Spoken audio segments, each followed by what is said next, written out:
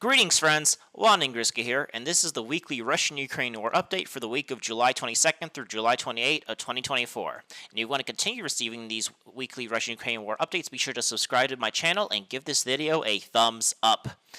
And this week, I should say, we have a lot of updates, specifically on the Donetsk front, because there's been a big breach in the Ukrainian defenses here in terms of the pace of operations. This is a pretty big deal in terms of, and this is going beyond of what I expect. I talked about what I thought would happen last week after the Russians captured the village of Porez, but it seems like they managed to exploit some sort of breakthrough here, and and we're going to talk about that and how I think now we need to look, we should look at things differently here, because before I thought they would stop at Porez, but they have not. And so now this front is called the Pokrovsk front, because now they are closer to the city of Pokrovsk than they are to the the city of Avdiivka. And so, now I am now convinced that it looks like that the Russians are now actually trying to reach Pokrovsk. Before I thought they were not. I thought they would just try to push enough away from the Donetsk and then focus maybe north to the northwest, but it looks like they're not just going to the Vochka River. They are now trying to advance towards the city of Pokrovsk. So let's talk about what happened. So this week, it looks the Russians exploited the main action is happening in this direction right here. So last week, the Russians made a breakthrough and reached the village of Porez, and this gave them once they reached here, though, they did not stop. The Russians, basically using the rail line as a natural kind of defense in the north here, managed to basically advance along this rail line. And the reason why this was so successful is because the Ukrainians were expecting to hold the Russians at the Vochka River. So there's like a major Ukrainian defense system, like right here. I think right here, and they basically were trying to hold the Russians from coming from the east, but Ukrainian defenses here, they weren't expecting a attack from the north here, and so since the Russians were able to use this rail line as a natural defense, they were able to basically break through here, and now they have a lot of options. The first thing one thing we have to also talk about here is that the Russians managed to capture the village of Vochi, which was abandoned by the Ukrainians, and basically the Russian Ministry of Defense has confirmed that they've captured the village of Porez and Yevgenovka. So they managed to clear the fields between Porez and Yevgenovka. So everything here, they managed to clear these forests, and basically they have reached the Vochka River here completely. This was the goal, and they captured Porez and Vochki. And originally, I thought that was all they were going to do. I thought the front line would go something like this. It seems like the Russians are not content with just stopping there. It looks like the Russians are going to continue pushing.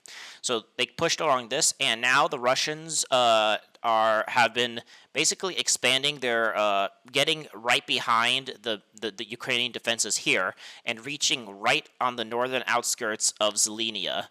This is a major Ukrainian town that is like one of the main defenses in on the northern on the western side, on the north side of the Vochka River. And if Zelenia falls, then the Ukrainian positions that they've been building up, on the other side of the Vochka River here, they'll be in serious trouble, because if Zelenia falls, then the Russians could just cut off all the Ukrainian troops guarding here, and then they could continue pushing here, reach Novoselivka and Zaitova, and then that they might cut off Ukrainians that are here, and so attacking the flanks and using the high ground of the rail line basically will negate and they might be able to overrun Ukrainian positions on the western side of the Vochka River. They also are pushing to the northwest here. The sources are saying that the Russians have have entered Visola and have captured about half this town or half this village already. Most sources confirm that they've captured this section right here, and some sources, while they have not been confirmed yet, say they basically have taken about this part of Visola as well. And by the end of next week, by August, I'm assuming Visola will probably fall. The front line will go something like this. and then they'll reach one of the biggest towns in the way to Pokrovsk, Grodivka here. They also are managed to reach the outskirts of Ivanivka, which is real. I thought they would try to advance here in Timonivka and these villages, but it seems like they are attacking Ivanivka from the south here, and I'm pretty certain that they'll also try to attack it from the north and clear these villages and try to attack it from the north here as well and take this village. Now, the thing with Pokrovsk, though, is the Russians continue wanting to, move towards Pokrovsk, itself. There's a lot of things that are going in their way. Now, the Russians could, they could clear, to the, these little villages that are on the western side of the Vochka River. As I mentioned, that if the Russians managed to capture Zelenia, and everything, they could basically start outflanking and capturing this entire area. So theoretically, with threats of encirclement, the Russians could probably take something like this, and basically capture all these villages and collapse the Ukrainian defenses on the Vochka River. However, with that being said, that is step one, and the Russians have a good chance of accomplishing that on their way to Pokrovsk. However, there is still a lot of obstacles for the Russians on the way to Pokrovsk. Not to mention Pokrovsk itself is a big city, but there's a lot of major towns that are about as big as Avdiivka. They have like 20,000 people in them, and they are in the way. One of them is Gordivka right here. Next is Novoselivka right here, and then the next is Selidova. These are three major Ukrainian towns that kind of serve as the next Ukrainian defense line, and they're going to try to hold the Russians, at this point right here. So the Russians might try to focus on clearing, the western defense by cutting them off, and the Ukrainians might have to fall back here. One thing that this might compromise, though, is there might be like the Russians might clear everything to the north of Karlovka by outflanking them and forcing the Ukrainians to fall back to these three major cities. But as you can see, these are pretty big cities. There's a lot of high-rise buildings right here, as you can see, Novoselivka, in Gordivka right here. You can see there's also like a lot of high-rise buildings that the Ukrainians could use, and so it's going to be a big slog, and especially Selidova. Selidova is probably one of the most biggest defenses that the Ukrainians have. These hills, they have high-rise buildings, and so these areas will be a very big thorn on the Russian side to advance towards Pokrovsk. One thing I think they might do is also continue focusing on the northwest here, cutting the main supply route, and then that way they could probably actually, start to outflank Gordivka here. So they'll probably reach the outskirts here, but then also they might be able to take everything to the north here, and then do a attack on two directions here. And then they might take this city, which might take a bit, like a month or two, maybe a bit longer. But if they take Gordivka, then they could reach the outskirts of Minograd, which is kind of like another city next to Pokrovsk. But then they could if they capture Gordivka, they could try to outflank Novoselivka from the north here, and basically kind of force the Ukrainians away from this area, and then kind of have the front line go something like this. And then once they do that, if it's very possible for the Russians to take these two big towns, and then this will allow them to bypass Selidova. Because actually, Selidova does not really need to be taken, but it would severely complicate Ukrainian defenses. But I expect that if that happens, that the Russians will continue focusing to the north here, and trying to basically, start clearing, the southern villages of Pokrovsk and getting behind Selidova, because then if they could get, so this is a, these two towns, Novoselivka and Gordivka, have to be taken in order for the Russians to start advancing towards the main Pokrovsk defense. But there's a lot that has to go on, and the Russians still need to clear, these villages on the defenses on the western side of the Vochka River. So if the Russians are going to continue pushing towards Pokrovsk, which before I thought they would stop, because like, okay, they cleared all the Ukrainian defenses on the Donetsk front, but the Ukrainians have another defense with the Vochka River, with the Gordivka Selidova line, and then the Pokrovsk defenses. So I thought they would stop, but it looks like the Russians are still going to be pushing. But that is where I'm seeing where the Russians might continue focusing on Pokrovsk here. So there's a lot that but there again there's been a rapid like penetration of the Ukrainian defenses here, because they've been a lot of the main units fighting on this front have been fighting forever, because this is where the main action basically has been for this year. And there's been no rotations, there's been no, like, they haven't put new units here, so they're very thin on manpower here. So now, maybe the Ukrainians managed to hold the Russians from Zelenia, and the Russians never managed to capture this town. And if they can't capture this town, then you could forget about clearing the western and cutting off the western defenses of Zelenia is very important. And taking Ivanovka and Visola and these tiny little villages along the Kerensky Turetsk Reservoir will basically start the battle for Gordivka, which they need to outflank and take which is one of the last defenses before they reach the defenses of Pokrovsk itself. So the Russians have started this week. They've ended the battles for in this section with the fall of Orchechny and Novoselivka, Persha, and Porez. They have finished the first objective here, but now they are starting the second objective of clearing the western defenses of the Vochka River. But again, this might take a while. This might take maybe there's been a lot of rapid progress. And sometimes when rapid progress happens, people start making optimistic reports. Maybe this was just opportunistic, and the Ukrainians will solidify themselves somewhere. And then just as after Orchechny fell, we saw Novoselivka fall, Kuriamik, and we saw rapid progress. But then we basically got another 2 months of slow grinding into Sokol, Voskok, Novopokrovska, this entire area right here.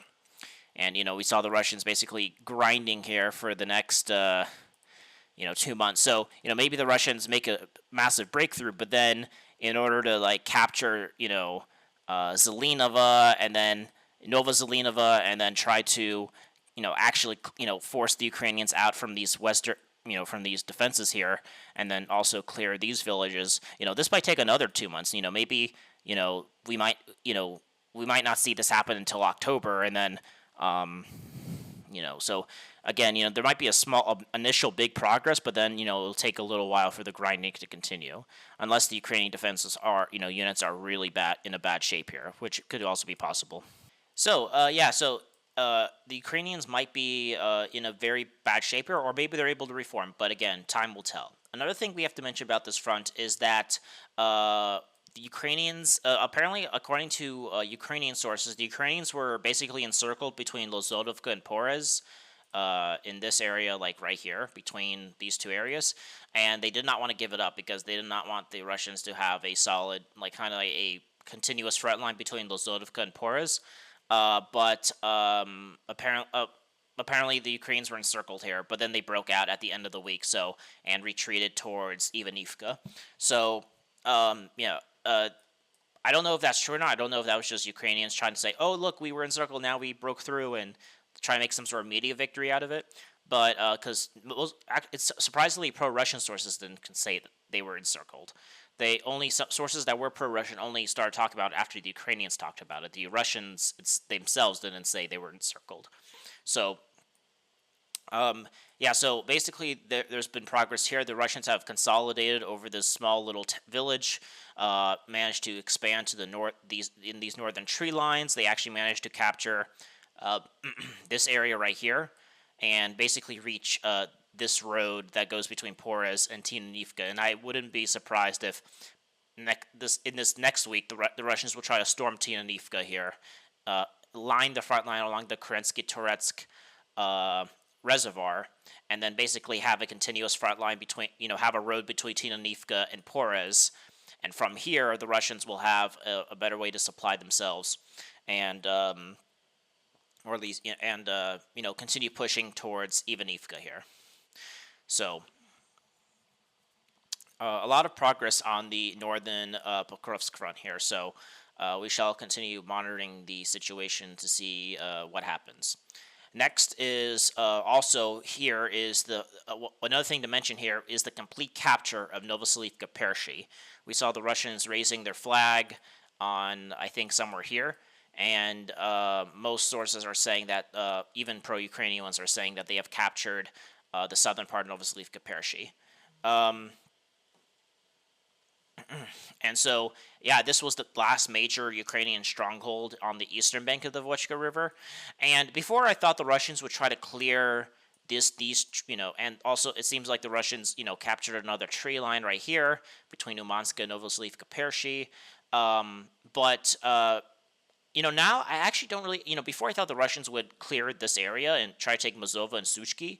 But honestly, now if what I'm thinking they're doing on this, they don't need to. Ukrainians might have, you know, positions in this sector trying to hold the Russians from reaching the Vochka River, but there's no reason for the Russians to push here, because if they do what I said they were going to do in Zelenia, and let's say they capture this town, and then they also push here and take Novoselivka, right here, then Ukrainians are going to be cut. Just as the Ukrainians in the defenses on the western side, they'll also will be in trouble. They'll also be in trouble on the eastern side, and so I actually don't. The Russians don't need to continue pushing here. They don't have to try to cross the river here, because they could just hold the positions here, and then the Ukrainians will have to fall back naturally once Zelenia and Novoselivka falls. So they actually might not try to clear this side of the Vochka River. We also got confirmation of the Russians raising their flag in Yasna Bronovka. So we basically got confirmation that the Russians are in this little village. It seems like the Russians are not been able to clear, this area right here. It's not fully under control yet, which is kind of surprising. I thought they would clear this area and hold it, because the Ukrainians have a stronghold right here, and they don't. Only it's going to be very hard to supply Ukrainians here. So I was expecting them to fall back, but I guess they didn't want to give up Yasna Brodovka too much or something. So yeah, that's the Pokrovsk front. A lot of changes, and that's where I know I talked a lot about what happened, because this is where what happened. Most of the things that happened this week were in this section. But there's the Russians will continue pushing towards the highway between Pokrovsk and Konstantinovka. The Russians will clear the western defenses of the Vochka River. The Russians will then try to outflank Gordivka and Novy Gordivka here, and then reach the outskirts of Pokrovsk. But again, this is not going to be rapid. I'm expecting that Pokrovsk might not even be taken until next year. Probably like I would say maybe the next summer or something. So there, Pokrovsk is not threatened at the moment, but the Russians are pushing towards that direction. And before it used to be away from the front lines. It used to, the people in that city could avoid about war, but that war is coming to them, and what we shall see what happens. Let us now actually go to the South Donetsk front here, because this is where a lot of the other big changes are happening. And first thing, we're going to talk about how the Russians have completely captured the city of Krasnohorivka here. Basically, now, the thing with Krasnohorivka, you could talk about, terms and all that. You could be like, oh, like, technically Krasnohorivka has not completely fallen. And like, because like, for example, there's like these these residential areas and these farming communes here, and these farms right here. So technically these are part of Krasnohorivka. These kind of like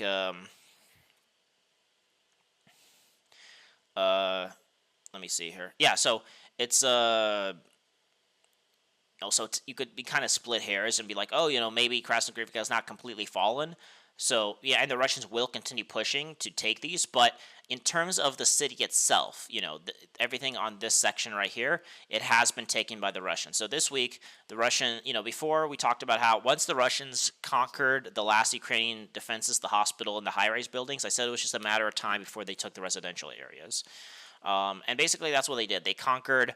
We got geolocated footage of the Russians basically taking all this area this week. So the northwestern section of Krasnohorivka has been taken by the Russians, and so the main, like kind of the main city has been captured by the Russians. This is a very big victory for the Russians. However, the Russians still have a lot to go on this sector.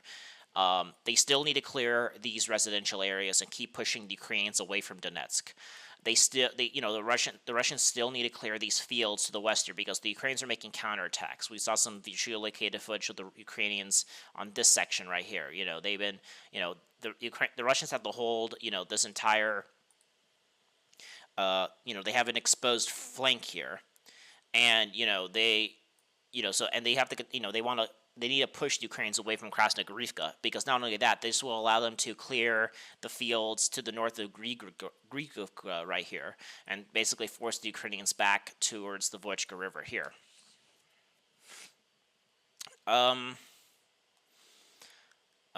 Let's see here. So there's a lot more work to do here. The Russians will, but in terms of taking the town itself, it has been completed by the Russians, which is a big deal. But the Russians will continue focusing on clearing, reaching, this line right here, trying to take this area, and then also they'll probably continue pushing until they reach this tree line right here and this tree line, because then they'll force the Ukrainians from their main positions here. And this will also complete the the goal of the Russians, which was to push the Ukrainians away from Donetsk. And so this is where the Russians will want to push to. And so there's still a lot more work to do for the Russians in Krasnohorivka, but the main urban battle has basically been over, and now it's just a matter of doing some more clearing up actions. Krasnohorivka has fallen. We also got confirmation. I don't know if I talked about this last week, but the Russians are now in Maskiimanovka here. They are in the eastern outskirts, and they have basically settled themselves in there. We saw Ukrainians droning Russian positions here. So the thing is, I don't think the Russians will continue pushing towards Maskiimanovka here. I think they, because not only are they, they still need to clear, the Ukrainians are still in the fields here, so their flanks are exposed, but their flanks are exposed to the north here, and the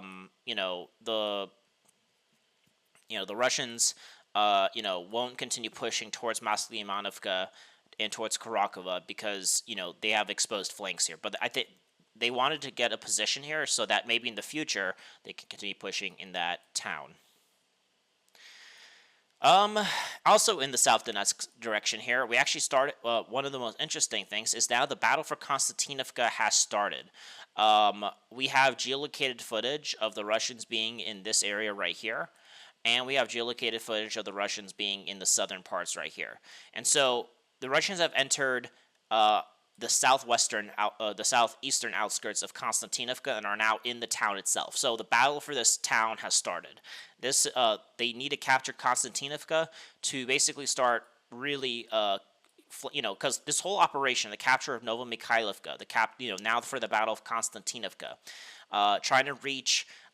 Cutting this highway and trying to threaten the Ukrainian positions in these mines and the coal mine and everything, and everything.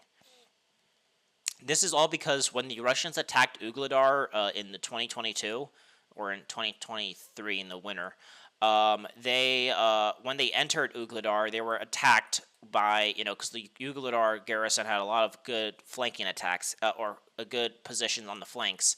And, they were able to counterattack the Russians and force them out. And so, the Russians wanted to secure, cut off the flank of Ugledar so that when they storm the city, they'll be able to actually take Ugledar, which I think will be one of the main Russian goals for the winter of 2024. And speaking of that, the Russians are also making rapid gains in the fields between, getting closer to the highway here. We got some more footage showing we talked about how the Russians reached like right on the outskirts of the highway. We got basically the Russians are advancing along this entire front, taking, these tree lines right here. taking this tree line right here. And so basically, they're putting a lot of distance and getting very close to the highway. So um, I don't I don't know if they physically cut the highway just yet, but they are right out there, and the Ukrainians are retreating towards the coal mines here. So the Russians are making a lot of gain. They've entered Konstantinovka. They have entered. They're right at the edge of the highway, and so it's going to be a lot of how do you say it? Um, there's a lot of the Russians making a lot of significant progress in cutting off Ugledar. Let's just say that. So the Russians will probably battle for Konstantinovka for the next 2 months or so. They'll cut the highway, and then in like the winter they'll assault Ugledar. That is my prediction. No changes on this sector right here. The Russians are consolidating in Starmayorsk and Uruzhaina after they captured those two towns. One thing we will talk about here is that we have confirmation that the Russians are on the northern outskirts of Robotyne. Some people said this was a gray zone, but we saw geolocated footage of the Ukrainians shelling Russian positions in this area. And so, we now know that the northern outskirts of Robotyne are under Russian control. So, nothing in the Kherson front. One thing to note about the Zaporozhye direction is that the Ukrainians are saying the Russians are accumulating a large strike force in Zaporozhye, and that they will attack Zaporozhye, which is, I think, they might attack here because they want to pin Ukrainian forces here and open up any front line that's weak. My prediction is that they might attack towards Galileopolia here and try to start battles for this town. That is my prediction of if they attack. That's where they'll attack. But we'll see if they even attack, so we'll see. Alrighty, let's talk about the Toretsk direction. This is where a lot of other interesting things are happening. Let's talk about New York. We have geolocated footage that the Russians have actually captured the high-rise building area of New York, this area right here. And basically, the Ukrainians are trying to counterattack and force the Russians out of these high-rise buildings, but we have geolocated footage that the Russians are in these high-rise building areas, and this is a very big deal because the Russians will basically, now they have like kind of the solid high-rise advantage, and they'll be able to kind of take the low-rise residential area in this section, and this also threatens New York's western supply routes. But yeah, we got geolocated confirmation that the Russians have captured the high-rise buildings here. We also have basically confirmation that the Russians have reached the Krinky-Toretsk River, which kind of separates New York in half. They've reached this river right here and have captured basically the residential area right here.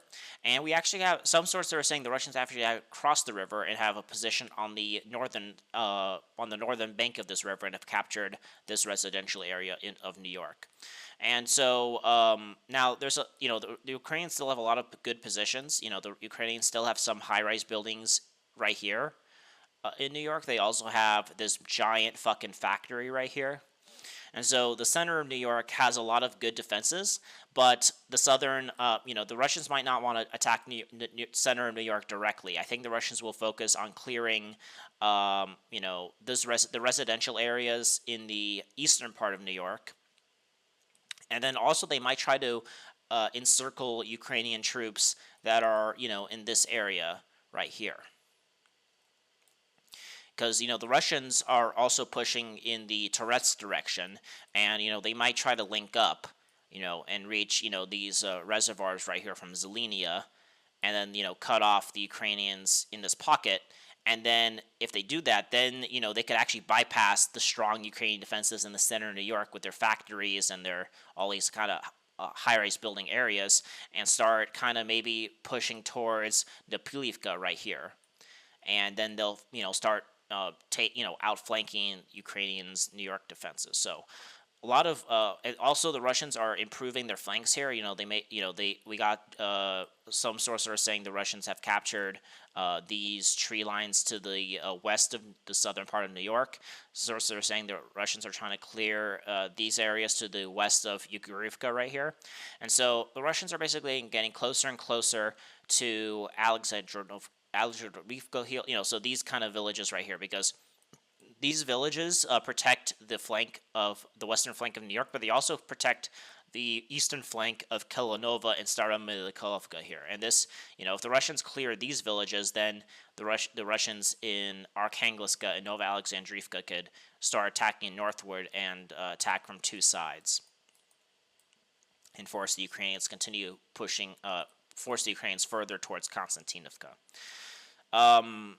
So a lot of progress in the New York direction. There's also been a lot of progress in the Zelenova Panishnia direction here. We have confirmation that the Russians have fully controlled this high-rise building areas in Panishnia. This is a very strong, before it was contested, maybe Russians controlled some buildings, the Ukrainians others. It was contested, like in Volchansk. However, we have basically geolocated footage of the Russians controlling this entire area. Speaking of which, the town of Zelenia has basically almost been fully captured by the Russians. We have basically footage of the Russians capturing this entire area of Zelenova, the center part, and now the Russians are trying to move towards the Zelenia College, which is this area right here. There's a few high-rise buildings here. And so the Russians are trying to basically link up these two areas. They're trying to put this, there's a few, the Ukrainians can still hold on here.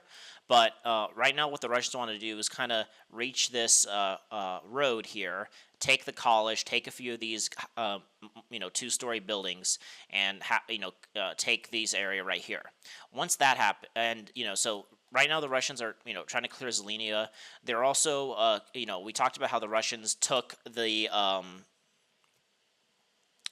this Terrakon in Penidova right here. We also have maps saying that they have cleared this area right here, and so not only are the Russians trying to clear these high-rise, these multi-story buildings right here right now in the college, they are also going to be pushing, trying to clear the residential area right here, because as I mentioned, they're going to continue trying to push southward to try to link up with the Russians marching from New York and kind of meet up in this reservoir right here, and cut off the Ukrainians in New York. However, there's two goals for the Russians in this area. Right now, it seems like most of the action's happening right here, but there's two places the Russians want to take. The two things the Russians have to take is this Terrakon right here and this Terrakon right here. Because once they take these two Terrakons, this will give the Russians a solid defensive position to continue their advance towards Toretsk itself. But these are the two big Terrakons that if the Ukrainians hold it, that the Russians will not be able to enter Toretsk itself. Right now, the Russians want to clear, these buildings right here. They also want to clear, they also clear these residential areas to the south of this Terrakon. But if they manage to do both of those things, the Russians will be able to outflank the Terrakon from the south and the west here, from directly, and then also from the north here. And so, there's a lot of signs showing that they're basically developing the positions to be able to storm this Terrakon right here. The second Terrakon is also something that the Russians could take, but there's not been a lot of progress in the northern sector here. Maybe we just have a lack in a slowdown in updates. Maybe but the Russians have to take Druzhba. They have to take the northern residential areas of Panishnia here, not just the high-rise buildings. But again, the Russians need to clear these residential areas. They need to clear the residential areas here, and then they'll be able to attack the Terrakon from the north, from the south, and then also from the west here, or the southwest, I should say. And attacking from three directions, they'll be able to take this Terrakon, and then the Ukrainians will fall back to the Toretsk defenses. They'll have the high-rise buildings right here. They'll have, a mini Terrakon right here. They'll have a bunch of forests to help themselves. And so, the Ukrainians will fall back to the Toretsk defenses itself here. But I think the Russians won't attack it directly. I think they might start trying to outflank it, because once they take New York, then they'll be able to start threatening Toretsk from the west here. So a lot of gains in the Terex direction, and that is where I think the Russians will. I think right now the focus for this year will be the taking of Druzhba, Panichia, Zeleneva, and then the two Tarakans. But I don't think the Russians will enter actually Toretsk itself. I think they'll try to outflank it because attacking it directly will be a very tall order. In the Chasov Yar direction, we actually got confirmation this today actually that the Russians have crossed the Seversky Donetsk Canal and have entered the the first buildings on the other side of the Seversky Donetsk Canal. This is a very big deal because the Ukrainians were trying to hold, were using the canal as a natural defense. And if the Russians could clear, now that the Russians have positions on, they have captured one of these streets, they've captured this street right here, the Russians basically will be able to push the Ukrainians have the possibility to push the Ukrainians all the way up to the center of Chasov Yar. Now, the center of Chasov Yar has a bunch of, has a small factory, it has a bunch of high-rise building areas, and so, they has like a hospital. So the Ukrainians got to make a big stand in the center of Chasov Yar, but the Russians could at least reach the outskirts of it and take what they call the Novi district, this area right here that I have surrounded here. But in order to do that, the Russians will probably also try to, surround Chasov Yar. So, we might see, since the Russians have a very good positions in the south here, if the Russians manage to take the Novi district, I can see the Russians trying to clear the forests here and, kind of get to the south of the Chasov Yar defenses here. I could also see the Russians, now that they've actually secured themselves in Kalinova, start attacking and clearing, this forest right here and everything. The only main problem for the northern sectors, the Russians have this quarry right here that the Ukrainians have, and the Russians have to clear this quarry in order to secure to start outflanking Chasov Yar from the north. The Russians could reach the outskirt, the center of Chasov Yar directly from the east, and then also they have very good possibilities to encircle Chasov Yar from the south, but the north still has a lot more way to go. And the Ukrainians made a very big fight for the north because, the Kalinova was the last place the Russians had took before they conquered the outskirts of the Seversky Donetsk Canal. So, the battle for Chasov, the Russians paused in this direction for like a week or two, but they really want to get like a foothold on the other side of the canal and then be able to, they really want to take Chasov Yar because taking Chasov Yar is one of the major goals of the Russians, and they need that in order to reach the to have the high ground advantage as they advance towards Slavyansk, Kramatorsk, and stuff like that. We also have some mappers saying that the Russians kind of moved from Zeleneva and took these tree lines right here. And so, that's very interesting. Maybe this was an opportune moment. This front line has been static since the end of the Battle of Bakhmut, a little over a year ago. So, maybe the Ukrainians just kind of like move troops away from this section here because it's been quiet. But, if the Russians continue pushing here, maybe, they might try to clear, this forest belt right here. And then from there, they might be able to, try to force Novoselivka and capture this village. And, maybe this is like trying to support the offensive towards Chasov Yar by clearing, by further expanding their possibilities to outflank the quarry here, because they need to take Novoselivka, they need to take Grigivka, and if they could manage to reach the canal from the north here, then they could cross it here and take Novomarka, Marka itself, and then they'll be able to attack the quarry from the north. And then once they could take the quarry, then they could start attacking Chasov Yar, or at least cutting it off from the north here. So, maybe that is the purpose of the push in Zelizhnyanska here. There's been actually no changes in the Seversk or Liman fronts this week. The Russians made a lot of rapid progress last week in Ivano-Darivka, but looks like right now they're just consolidating this week. One thing that is very interesting is in the Kupiansk front. The Russians we talked about how there was a Russian breakthrough in Pshana, and the Russians managed to take this. Now the thing is, and this week they expanded a bit more. They captured a bit more to the west of Pshana, and but the thing is that they're very close. The Russians here in the Kupiansk front have one main goal. They want to cut this defense line in half. They want to reach the Oska River and cut the defenses of the Ukrainians in two. They'll be the Kupiansk front and then the Liman front. But the thing is that since Pshana is the closest they are getting to the Oska River. But if the Russians continue pushing towards Krasnohorivka and Krasnohorivka here, right? These two towns. Then there's going to be this extremely exposed.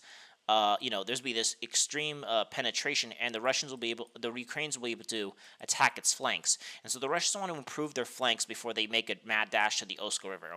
We saw this happening this week. We saw the Russians take the northern hills of Pshana. I wouldn't be surprised if the Russians continue taking the southern hills of Pshana, or the north. Yeah, these hills right here probably.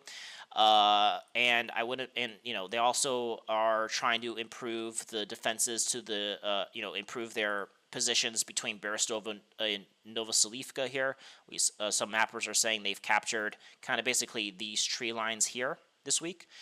And also to improve their positions, the Russians are obviously trying to storm these three villages. We've been talking about them for a while, that they've captured Andriivka, Novoselivka here, and that the eastern part of Stalinivka has been taken. However, the Ukrainians are still holding on here, but I bet the Russians will be trying to clear these villages, basically have this position and then from here, the Russians will probably try to storm Lazova, and then once Lazova falls, then the Russians will be able to finally have secure positions enough in Pshana to push here, because then once the Russians reach the Oska River and split the Ukrainians in half, then the front line will go something like this if they do everything I said they're going to do. And this is there's still a little bit of like a bit of an excursion, like a bit of a salient, but it's not as big as if they don't clear these three villages and Lazova. So Pshana basically gave them, they're right on the outskirts of. They're very close, but, they need to improve their positions in Pshana, or at least on their flanks, before they make a dash to the Oskol. So, so we'll have to see how that continues here. In the Kharkov front, the Ukrainians are trying to push the Russians out of Staritsia. The battle for this village is being contested. The Ukrainians really want to capture these two villages because this threatens the flanks of the Russians in Volchansk. We also have the Ukrainians. One thing that the Russians have been having some good progress on is that they have recaptured the village of Glubokka. We talked about how the Ukrainians took the farms to the north of Glubokka, but it looks like the Russians did a counterattack and forced the Ukrainians back to Lipsy. So, I talked about how, the Russians might give up the Lipsy front, but it looks like the Russians were able to hold back the Ukrainian offensive and continue holding on to Glubokka. Glubokka is the key here. If the Russians could hold on to Glubokka, then they could continue holding on to all these gains they have here. So that's the end of this video. Hope you guys enjoyed the recap of the last week in the Russian-Ukrainian War. Be sure to subscribe to my channel to continue receiving these Russian-Ukrainian War updates. Be sure to give this video a thumbs up, comment your thoughts, and share this video around. So aim high and wander on.